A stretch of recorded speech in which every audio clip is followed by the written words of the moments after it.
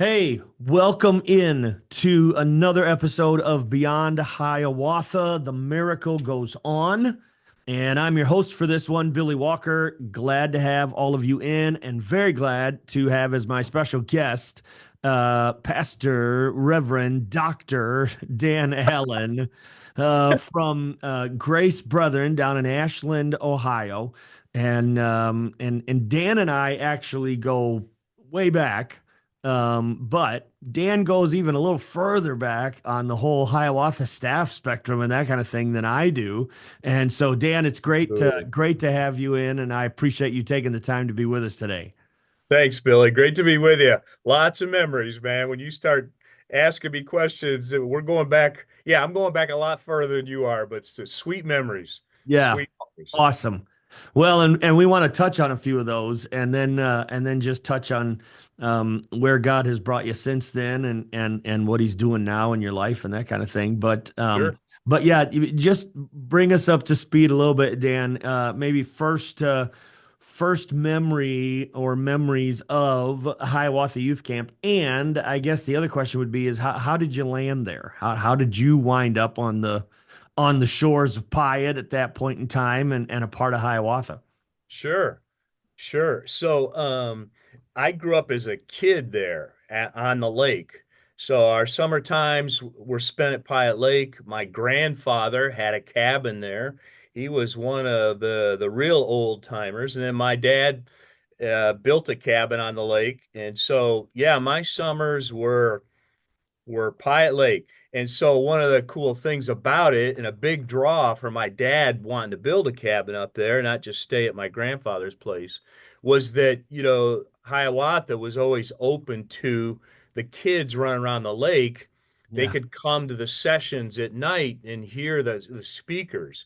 And man, I just love that. As a kid walking over there, before I was old enough to go to camp, and really, really enjoy it. So I got a lot of sweet memories of running down there at night and hearing different Yeah. speakers and different things.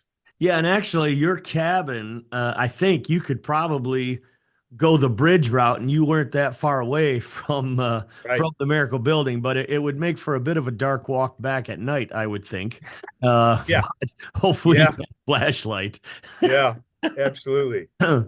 So yeah, and I remember, of course, your family being up there and that kind of thing. And your grandfather, as I recall, had a church downriver area for That's a right. while, and dad used to have crusades there, I know.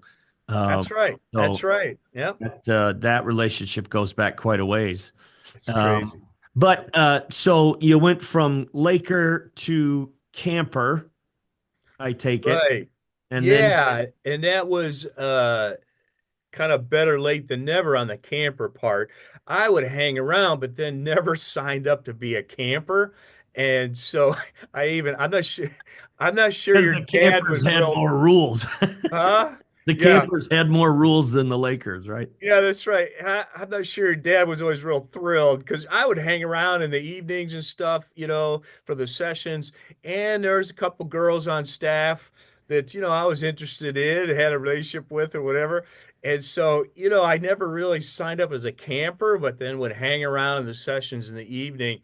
But I finally, it was the summer before my senior year of high school. So I was done with my junior year, senior year. I thought, man, I want to go to camp. I'm going to sign up to be a camper. So yeah, it was between my junior and senior year of high school. I decided I was going to be there as a camper and Okay. loved it. Yeah, Yeah, it was great. and as I recall, you wound up, and I don't know if it was, I'm presuming it was this year that you won what back then was a Mr. and Miss Hiawatha deal. Right, right. I wasn't And Miss Hiawatha, but no, I no, yeah, no, I know, but I won Mr. Yeah, they had this thing as a camper and they yep, had a competition deal or whatever. And yeah, you could win Mr. Hiawatha. So I won for my week, yeah, okay? Which put you into like a contest or whatever you call it. They gathered all the Mr. all of them. Hiawathas from out from each week, and Yep, they had a like a an annual. You could win the Super Bowl on Mr. Hiawatha, I guess. So Well, I it was made the it. Hiawatha Rally. Yeah, yeah, They have and they all the had a Mr. and the Misses and competition and exactly. talent and all that kind of stuff. Exactly. So I ended up winning that and was like Mr. Hiawatha of the Year with Yeah. Hiawatha. Well, it was an honor, man, and got me a scholarship to Grace College too. So Yeah, back in that day, it was actually worth something. And wor- worth it. so That's right. That's right. Well, the longer it went, I mean, at one point in time, yeah, there was some pretty hefty scholarships that went along with it, but Yeah. those began to dwindle, and one thing led to another, and I think they have finally done away with the Mister and Miss Hiawatha Yeah. quite a few years ago. But yeah, back in that day, it offered some good stuff, and we'll talk about that in a minute because that translates Yeah. into your collegiate days and on from there. Right. So that's Yeah, pretty my name cool. was on a plaque for a long time in the Miracle Building. My guess But is I that think it went up in somewhere, smoke. I think it went up in smoke. A good picture of how Judgment Day, going to burn up all that stuff that isn't worth anything. yeah, we probably did lose the plaque, unfortunately, with Yeah, all I think you the did. namesakes. But Anyway. okay, so then from there, that translates into being on staff, Uh-huh. and Right. so you're on Hiawatha staff, and what do you remember some of the people that you were on staff with? What era are we talking here? Yeah, the Collins boys, Yeah, okay, so Jerry Jim and and Jim George and and yeah, Jim. Jerry and George Collins, and Yep, then I was a team leader. All the staff people have different weeks when they're leading, and I right. think it was Sharon Konzak, if that name rings any Oh kind. my goodness, She and yeah. I teamed up, and were team leaders, and the name of our team was Allen's All Stars, and our team was amazing, and we were killing everybody else all week long. So I owe it all to Sharon. I was just a cheerleader. She got it all organized, There you and go. it was a good time. Now, part of your memory has to be though that and this continues on, although probably even back in that day and for a few years after that, there was a lot of sports competition going on at Hiawatha, and you were pretty good in that area. Well, the legendary softball diamond, Yeah, which was like the biggest sand trap you could ever imagine. It was yeah, the only time I played shortstop in high school, and I played baseball in high school, and then went on and played at Grace. But your dad always liked me playing shortstop for him, and it was the only time I ever played shortstop in a sand trap. You'd play shortstop, and it was all beach out there. yeah, And such good times, though, man. I mean, it yeah, was really, really a lot of good times. And, yeah. and And you I don't know said if this is huh? you had mentioned to me, I think at some point that actually you playing ball led to Yeah. a conversation with a guy that was there from Grace. Absolutely. It's amazing. You look back and God's sovereignty is pretty stunning. But the week I was a camper, they're putting everybody out there in the softball diamond. And this one of the speakers that week was Dick Messner. Yeah, And he happened to be a great Bible teacher, and he was a director of development at Grace College at the time. So we're just campers out there playing softball. And so they throw people out in the infield. I happen to be playing second base. He happened to be playing first base. And they happened to hit me some ground balls. I happened to field them and not boot them all and throw them over to first base. And we get done playing. He came over and started talking to me. He said, "Hey, what year are you? You're thinking about school? What interests would you have?" I said, "Well, yeah, I'm looking at colleges, and I got interest in baseball, and I'm trumpet player." And he goes, "I got just the place for you." So God used a couple ground balls. Thankfully, I didn't boot them, or who knows, I'd have gone, who knows where I would have ended up. So, but I really do see God's sovereign grace in my life and simple things like that. It's just Yeah. amazing to me. Yeah, that's awesome.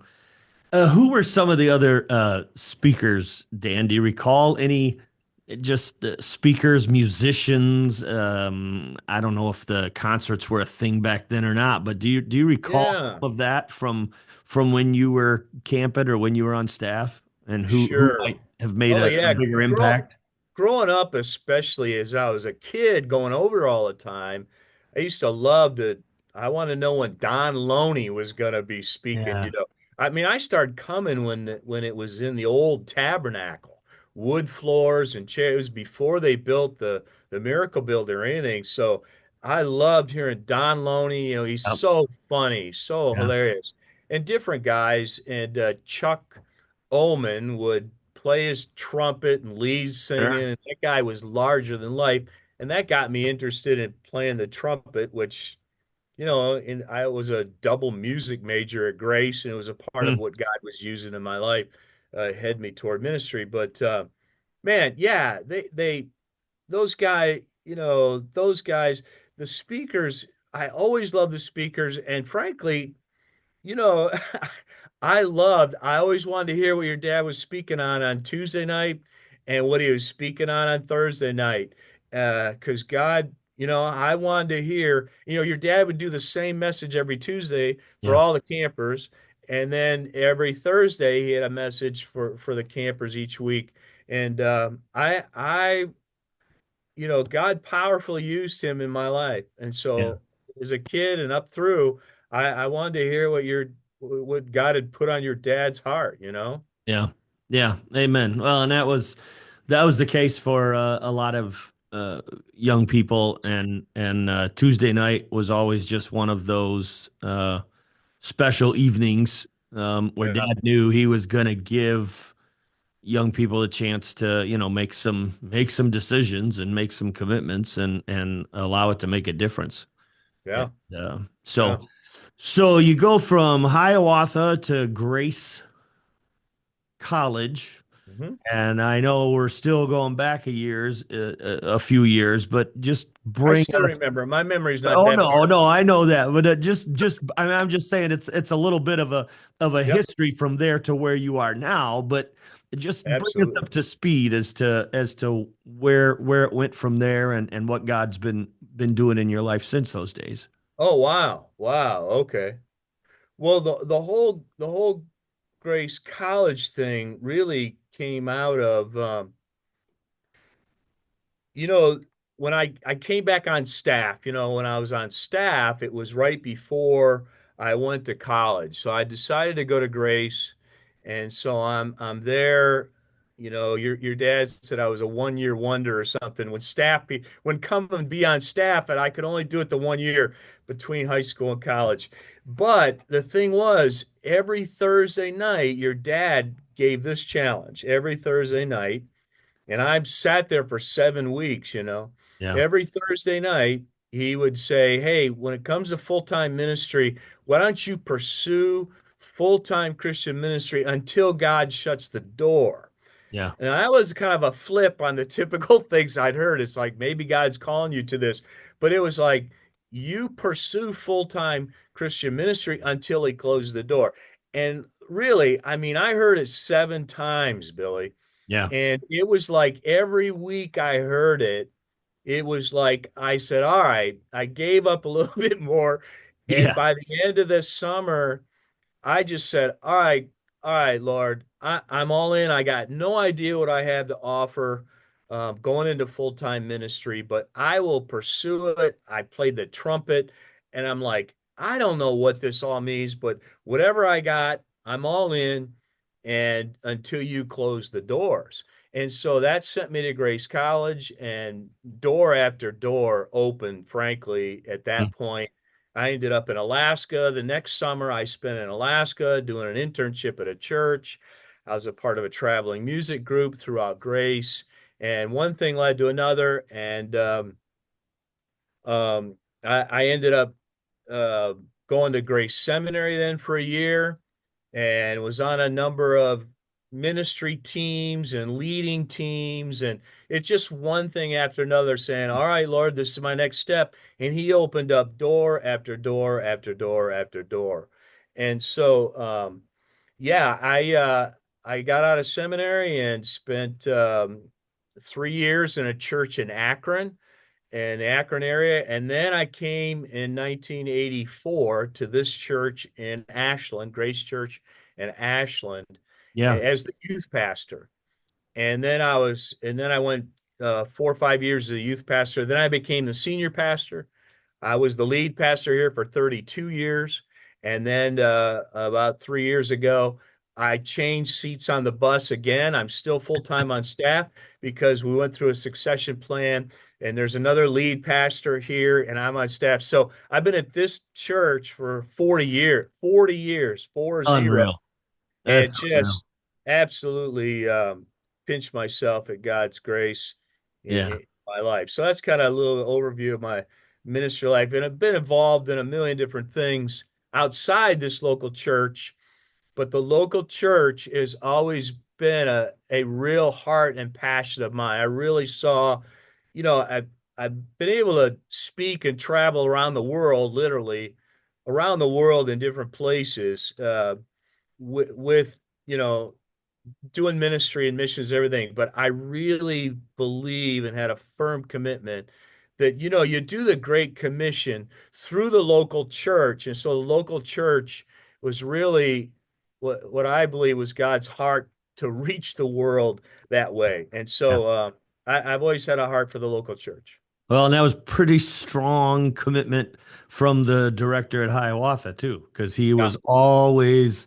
reiterating to the staff, point them back to the local church, and it all revolves around the church, and so yeah, right. that's very cool, Dan, and wife, kids, and now grandkids, and all that kind of thing too, and all within reach, right there. That you're still hanging out Yeah, with yeah. family and all that kind of thing.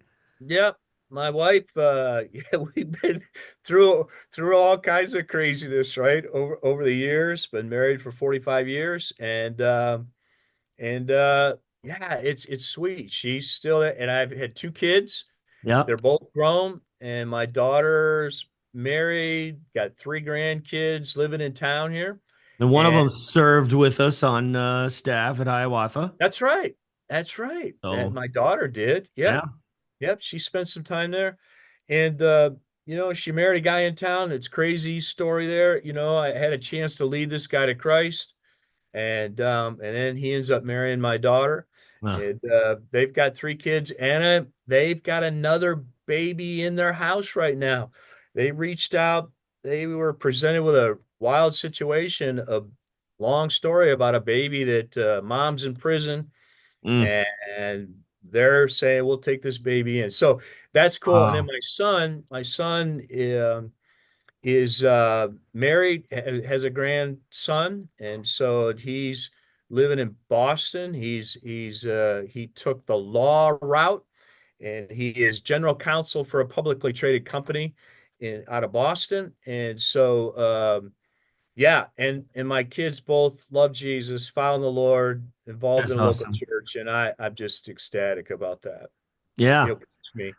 Well, we've enjoyed your ministry there in Ashland too. And That's actually, right. Yep, you had a music minister there that was brother-in-law to a longtime speaker at Hiawatha, Ed Heinzen, that's right. and That's right.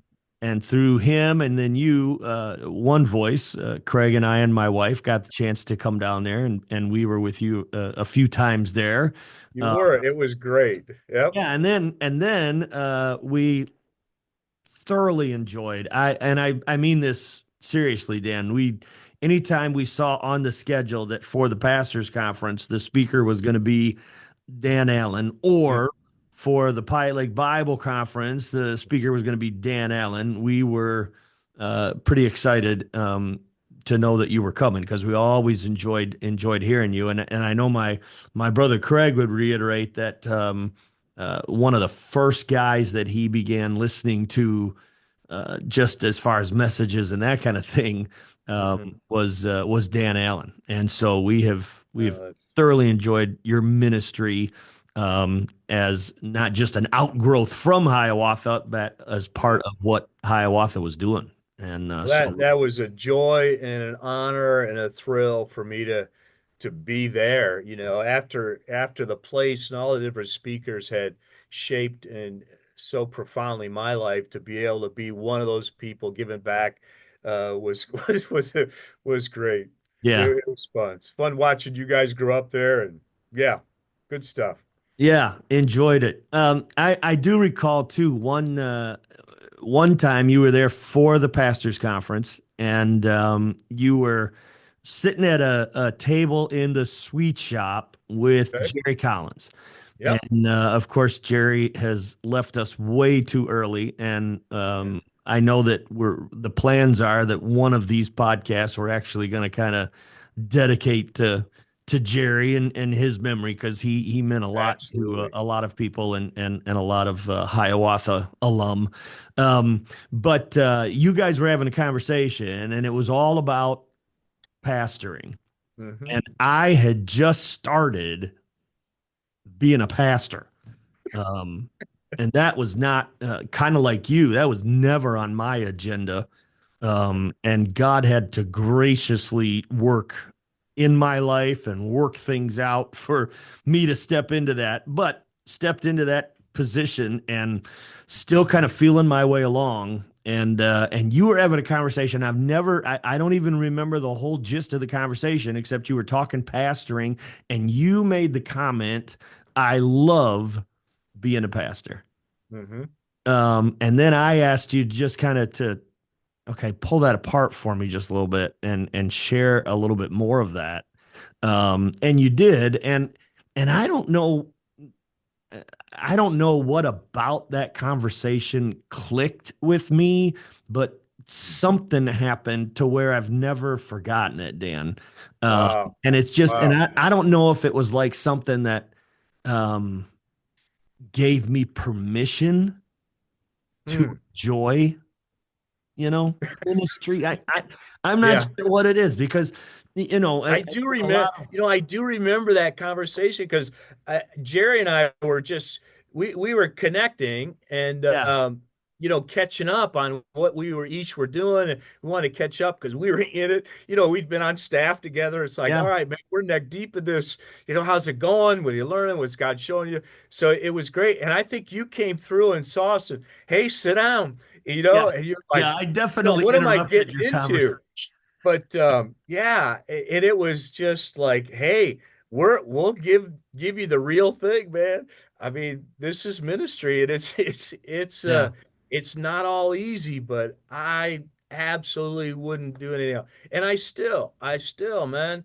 I mean, you know, I I was just in a conversations this week with a guy that we continue to meet together. He came on staff with us for a while, and then he's going off starting a church planning ministry, like in apartment complexes and trailer parks where mm, nobody wants to go. And he's doing it like all over the country, and it's pretty wild. And so he and I still meet together because we really connected when I brought him on as as a youth pastor, and we've stayed connected yeah, through the years.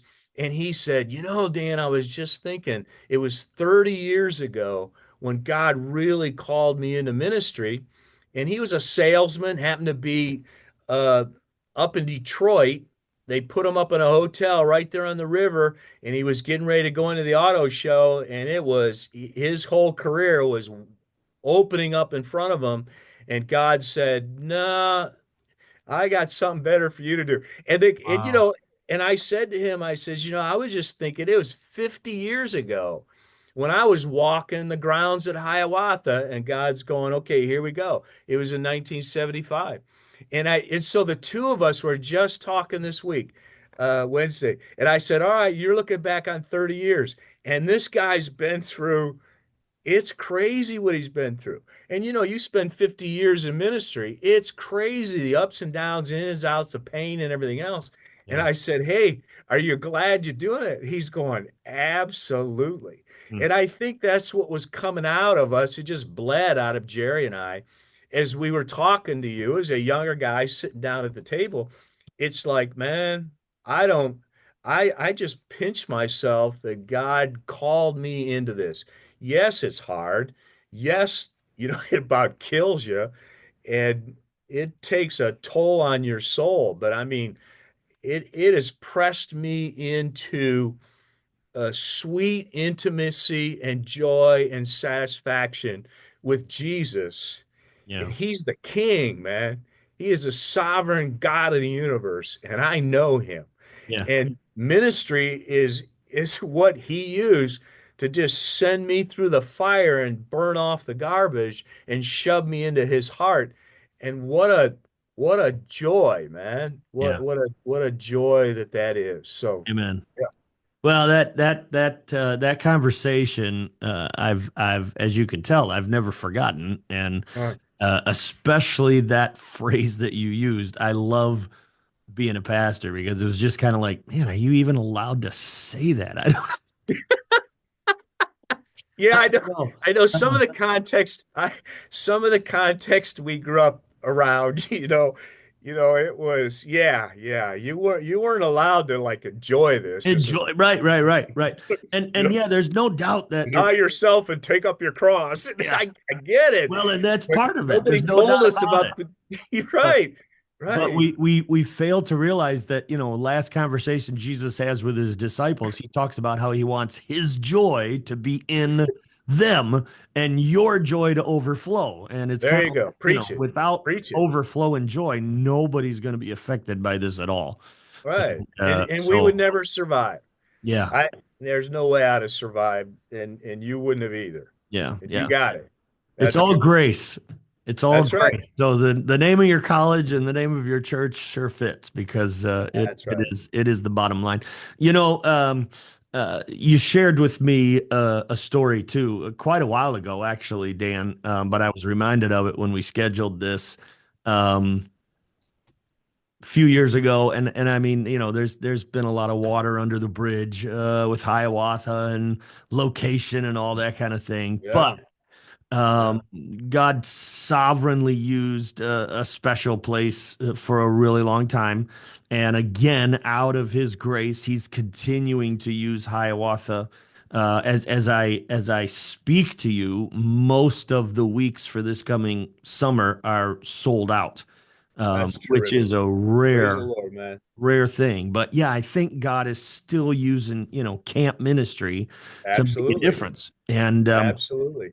but you talked about that, and again, speaking of Jerry, the week that COVID hit big time, and they Okay. started closing stuff down, I got a call It was from 5 years ago Jerry. this month. Yeah.